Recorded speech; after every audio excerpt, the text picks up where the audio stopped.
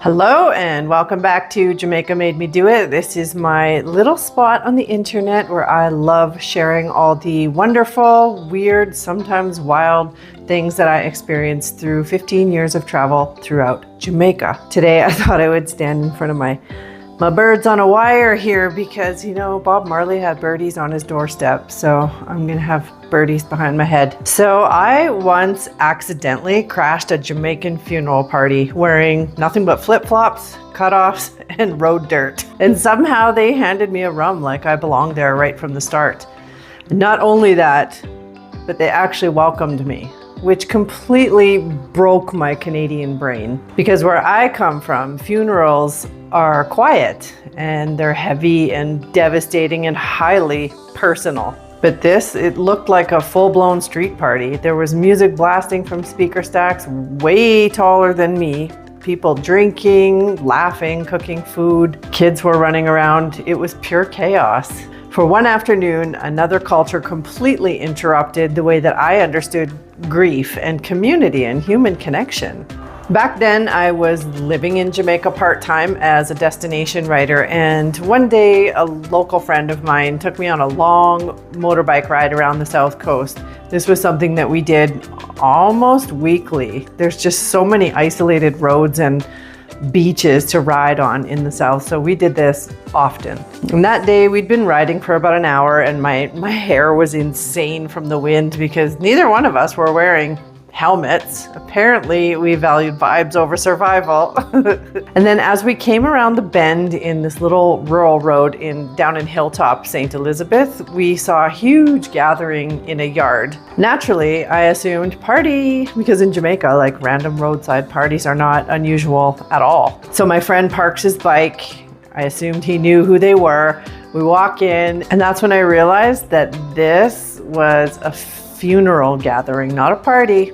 It's a dead yard, as they call it, and immediately I became hyper aware of myself because I was this visibly white foreign woman dressed in cutoffs and an animal print tank top while a family is mourning the loss of a loved one. Like, this is the actual day. This is what I was actually wearing when I walked into this dead yard.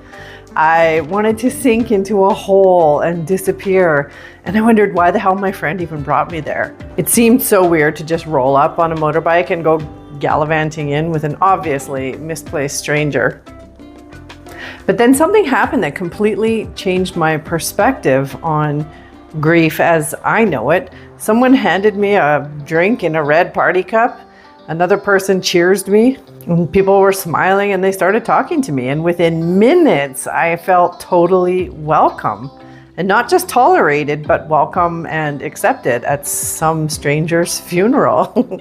That moment stuck with me for years, obviously, because here I am telling the story like a decade later. It stuck with me because it challenged everything that I thought grieving and mourning was supposed to look like. And I'll tell you, one of the wildest things that I saw at this dead yard was this elaborate concrete grave marker. It was designed to look exactly like the deceased man's house. It wasn't like a little headstone like we would have here. It was an actual miniature replica of his house. And the travel writer in me desperately wanted to whip out my camera and start taking pictures, but I felt like that would be totally inappropriate. So here's a photo that I Googled and I found in the Jamaica Gleaner online with a similar example. So this is just a replica of somebody's house and it's an actual grave marker. It was fascinating. And nobody seemed trapped in sadness at that funeral the way we are in North America. Yes, people were grieving, I'm sure, but they were also celebrating and remembering and connecting with one another, gathering as a community. And that was my first real introduction to the Jamaican tradition of a dead yard. Also, I guess they sometimes call it a 9-night, and that's where they party for like 9 nights in a row. Interesting. And it made me realize how differently other cultures process death. Because in much of Western culture, grief becomes very private and it's solitary. We almost perform our sadness. And trust me, I do understand deep grief intimately after losing my son in 2020. I know how devastating significant loss is and how awful it feels. But experiencing Jamaican funeral culture made me question something. Why are we taught that mourning must only look painful? Why don't we leave room for more celebration, or for storytelling, or for music, for laughter, and for community gathering? You know, other cultures do this as well. In New Orleans, they have full-blown funeral parades for like one person. A whole marching band will just march through the streets and play music. In Mexico, they celebrate Day of the Dead. And this one in Ghana, they have fantasy coffins. Like, designers actually make fantasy coffins. Meanwhile, North Americans tend to gather in silence, cry politely, we eat sandwiches in the church basement, and then we put our grief on Instagram to see who's crying the most. It's very performative. I'll tell you right now, if my son had it his way, a crying church funeral would have been a definite no for him. It would have been the last thing on his list. He would have wanted speaker stacks too, and DJs and street parties and red party cups. I'm not saying one way is right and the other is wrong, but I am saying that Jamaican culture made me rethink what it means to honor someone's life. Because maybe the goal isn't just mourning the death. Maybe it's also celebrating the fact that they were here at all.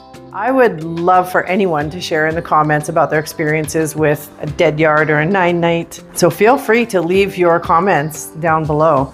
Thank you so much for watching. I'm Christy, and this is Jamaica Made Me Do It. Please like, subscribe, comment, do all the YouTube-y things that we're supposed to do on YouTube, and we'll see you next time. Lick 'em more.